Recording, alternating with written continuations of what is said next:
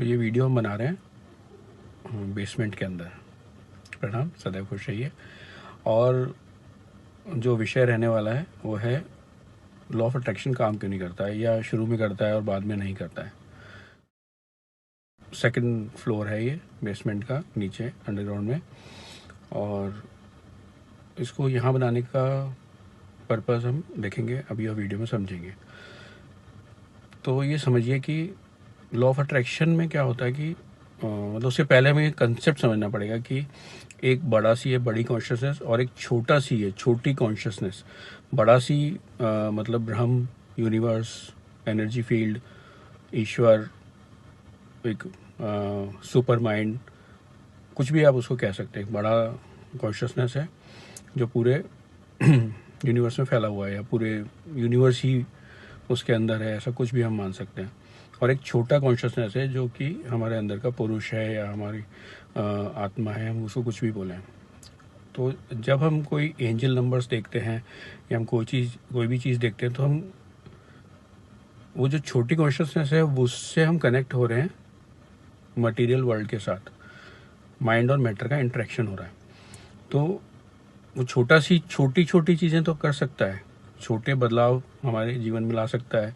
या law of attraction हमने इस्तेमाल किया, अफर्मेशन से किया, तो कुछ देर के लिए या छोटा सा मूवमेंट वो दिखाता है, बड़ा नहीं कर पाता है। तो अब बड़ी चीज़ें जैसे कि कोई बीमारी हो गई या कोई चीज़ हो गई या कोई बड़ा मूवमेंट है कि हम फाइनेंशियल कोई मूवमेंट चाह रहे हैं, शिफ्ट चाह रहे हैं, तो उसके लिए आपको बड़ी कॉन्शियसनेस चाहिए, बड़ा सी चाहिए होगा आपको। छोटे सी से वो नहीं बनेगा। तो छोटे सी को और बड़े सी को कनेक्ट करने से वो बात बन जाएगी। अब पॉइंट आता है कि वो बड़े सी से हम कनेक्ट कैसे हों। सारा जो स्पिरिचुअल जो भी मूवमेंट है और स्पिरिचुअल जो भी दिशा है वो, और स्पिरिचुअल जो भी साधना प्रयास जो भी हैं, वो इस बात को लेके हैं कि हम उस बड़े सी से कैसे कनेक्ट हों। बस यही सारे एफर्ट्स हैं।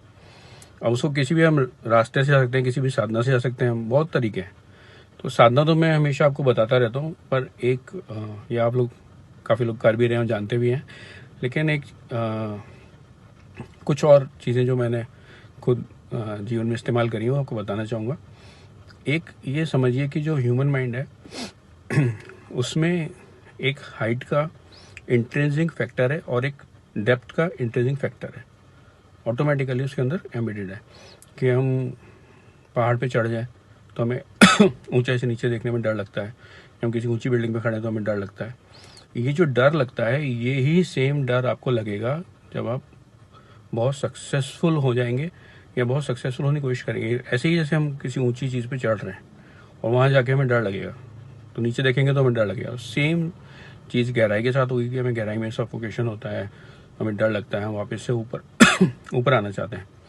तो ये जो माइंड का जो लिमिट्स हैं, ब्लॉक्स हैं, इनको समझना ज़रूरी है। ऐसे ही जब लॉ ऑफ अट्रैक्शन आप यूज़ करेंगे तो ऐसा ही होगा। वो छोटा सी है, उसकी एक लिमिटेशंस है, लेकिन जो बड़ा सी है उसकी कोई लिमिट नहीं, वो लिमिटलेस है। तो अगर आप उससे कनेक्ट हो जाते हैं तो बहुत सारी चीज़ें खुल सकती हैं। अब उससे कनेक्ट होने का जो पहला प्रोसेस है वो है गहराई में जाना, आप नीचे जाएं। तो उसके लिए बेसमेंट, बहुत से लोग जो साधना करते हैं वो लोग बेसमेंट में अपना कमरा बनाते हैं, उसमें साधना करते हैं।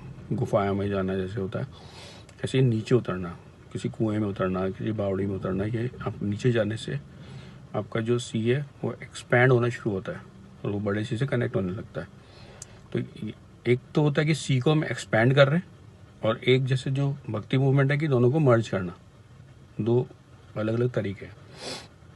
लेकिन एक्सपेंशन मेरे को लगता है कि आज के टाइम में जो हमारा इंटेलेक्चुअल माइंडसेट हो गया है, तो उसमें भक्ति मूवमेंट वाला जो सीन था वो थोड़ा कमज़ोर पड़ गया है। तो इसलिए ये प्रैक्टिसेस अगर हम दोनों मिला लेंगे तो हम बहुत सक्सेसफुल होंगे।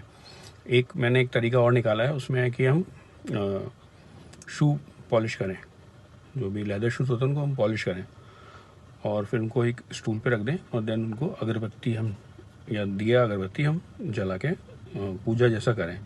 तो ये भी आपको नीचे की तरफ लेके आता है। तो जैसे कॉन्शियसनेस नीचे जाती है वैसे ही ओपन अप होने लगती है बहुत सारी चीज़ें कि आप लिमिट्स को ब्रेक कर रहे हैं अपनी। ऐसे ही पुराने ज़माने में जाना, ये भी एक नीचे जाना है कि आप गांव की तरफ जाएं, खेतों में जाएं, मिट्टी को छुएं, मतलब पीछे की तरफ जाएं। जितना पीछे जाएंगे उतना ये ओपन अप होता जाएगा। ये बेसिक कंसेप्ट है इसका। तो आज के लिए मैं सोच रहा था ये एक टिप दें। अब इसको आप आगे मेंटेन करिए कि मतलब है ना कैसे ये प्रैक्टिसेस होती हैं, और फिर अपने अनुभव मुझे बताइएगा।